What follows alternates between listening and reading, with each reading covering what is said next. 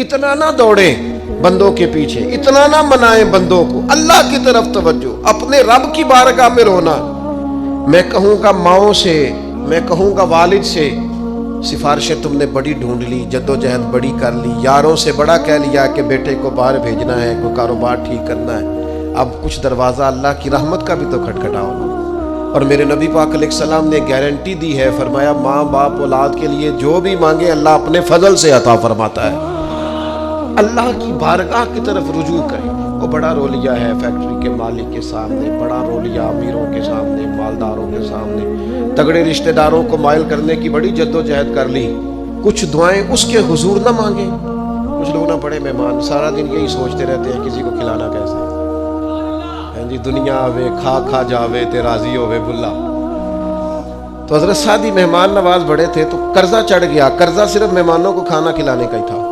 تو ایک دن سارے ہی قرض کھا کے بیٹھ کے کہنے لگا بابا پیسے دیں گے تو جائیں گے، پیسے رکھ، سب جھگڑا کر رہے ہیں۔ حضرت سعدی کہتے ہیں وہ مطالبہ کر رہے ہیں پیسے دو اور مجھے ٹینشن ہے، ان کو کھلایا پلایا کچھ نہیں۔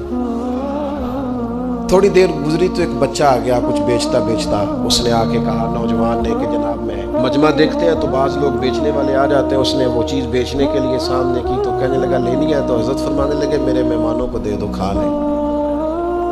انہوں نے دے دی، اب وہ کہنے لگا پیسے، تو حضرت بڑے پریشان ہوئے، کہنے لگے بیٹا آپ بھی بیٹھ جائیں، یہ بھی سارے پیسے لینے ہی آئے ہیں، ان کو ملیں گے آپ کو بھی مل جائیں گے۔ تو وہ نوجوان رو پڑا، کہنے لگا حضرت صاحب میں تو یتیم ہوں، بہنیں اور ماں انتظار کر رہی۔ حضرت بڑے پریشان ہوئے، یہ کیا ہو گیا؟ فٹافٹ سوچنے لگے کہیں سے بندوبست ہو اور اس کو میں فارغ کروں۔ وہیں بیٹھے تھے کہ ایک عقیدت مند نذرانہ لے کے آیا، ڈھیر سارا نذرانہ پیش کیا، حضور میرا دل کرتا ہے، اور حضور کا فرمان ہے جو بن مانگے ملے وہ اللہ کی طرف سے، اسے قبول کرو جو بغیر چاہت کیا ہے۔ تو اس نے نظر پیش کی تو وہ ڈھیر سارا نذرانہ تھا، حضرت نے جن کے پیسے دینے تھے سب کو دیے، اس کو بھی دیے، سب قرضے ادا کر کے بھی تھوڑے سے بچ گئے۔ تو ایک بندہ صاحب دل تھا، کہنے لگا حضرت ہم بڑے دنوں سے آ رہے تھے، پیسے نہیں مل رہے تھے، آج کیسے مل گئے؟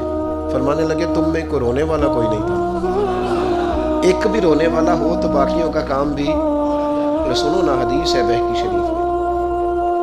حضرت حیثم بن مالک رضی اللہ تعالیٰ عنہ فرماتے ہیں نبی پاک علیہ السلام خطبہ دے رہے تھے، تقریر فرما رہے، حضور کی باتیں دلوں کے میل کچیل اتارتی چلی جا رہی۔ فرماتے ایک شخص نبی پاک علیہ السلام کے سامنے بیٹھ کر حضور کی گفتگو سن رہے تھے، وہ رو پڑے، ساری گفتگو چھوڑ کے نبی پاک صلی اللہ تعالیٰ علیہ وسلم کی توجہ اس شخص کی طرف ہو گئی۔ ہوا کیا ہے؟ وہ تقریر سنتے، بات سنتے بس رو پڑے۔ تو نبی پاک علیہ السلام فرمانے لگے آج اگر وہ سارے مومن بھی یہاں موجود ہوتے جن کے گناہ پہاڑوں کے برابر وزنی ہوتے تو اس ایک بندے کے رونے کی وجہ سے اللہ سب کی بخشش فرما دیتا۔ اور نبی پاک علیہ السلام فرمانے لگے یہ رویا ہے تو اس کے رونے پر فرشتے بھی روئے ہیں، اور فرشتے دعا کر رہے ہیں کہ اے اللہ یہ جو نہیں روتے نا ان کے حق میں ان کی سفارش قبول کر لے جو تیری بارگاہ میں روتے ہیں، جو تیرے حضور عرض گزار ہوتے ہیں ان کی سفارش قبول کر لے، ان کے حق میں قبول کر لے۔ حضرت ثوبان بن مالک آ کے رو ہی پڑے تھے نا، حضور نے خود جا کے پوچھا کیا ہوا، بتانا نہیں پڑا، بس آنسو چھلکے۔ تو نبی کریم نے فرمایا ثوبان کیا ہوا؟ عرض کی دل نہیں لگتا، یہاں تو پریشان ہوتا ہوں تو زیارت کر لیتا ہوں تو جنت میں کیسے دل لگے گا؟ بس وہ روئے تھے نا، حضرت جبریل آ گئے، کہا محبوب رب فرماتا ہے جو اللہ رسول کی اطاعت کریں گے جنت میں بھی اللہ پڑوس عطا کر دے گا۔ رو پڑے تو جنت تک بات چلی گئی، رو پڑے تو میرے عزیز یہ تو ہے نا عام آدمی کا رونا، صحابہ کا رونا، اور اگر آنسو نبی پاک کے نکل آئے تو صحیح مسلم میں، صحیح بخاری میں حدیث ہے، سرکار دو عالم علیہ السلام ان آیات کی تلاوت فرما رہے تھے جو حضرت ابراہیم علیہ السلام کے بارے میں آئیں، جو جناب عیسیٰ کے بارے میں آئیں، جن آیات میں حضرت ابراہیم اور جناب عیسیٰ علیہ السلام نے کہا ہے اللہ بہت سارے لوگ گمراہ ہو گئے، بہت سارے لوگ گمراہ کر دیے گئے، اور جن میں یہ فرمایا کہ یا اللہ جو میری اطاعت کریں گے وہ میرے ہیں، اور جو میری نافرمانی کرے تو ان کے لیے غفور ہے۔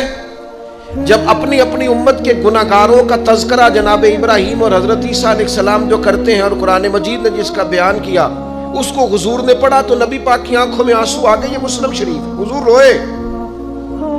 اللہ کریم نے حضرت جبریل امین کو کہا جبریل جائیے میرے حبیب سے پوچھئے کیا معاملہ ہے۔ حضرت جبریل آئے، حالانکہ رب جانتا ہے، آ کے عرض کی یا رسول اللہ رب فرماتا ہے آپ رو رہے ہیں؟ تو کہا جبریل امت کے لیے رو رہا ہوں۔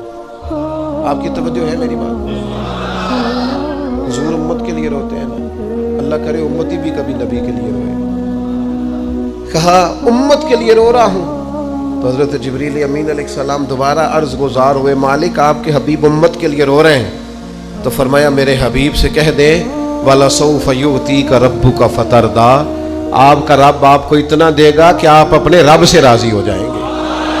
اللہ آپ کو راضی کر دے گا، محبوب امت کے بارے میں پریشان نہیں کرے گا، اپنی تنہائی کو آباد کرے گا، اکیلے میں اللہ اللہ کرے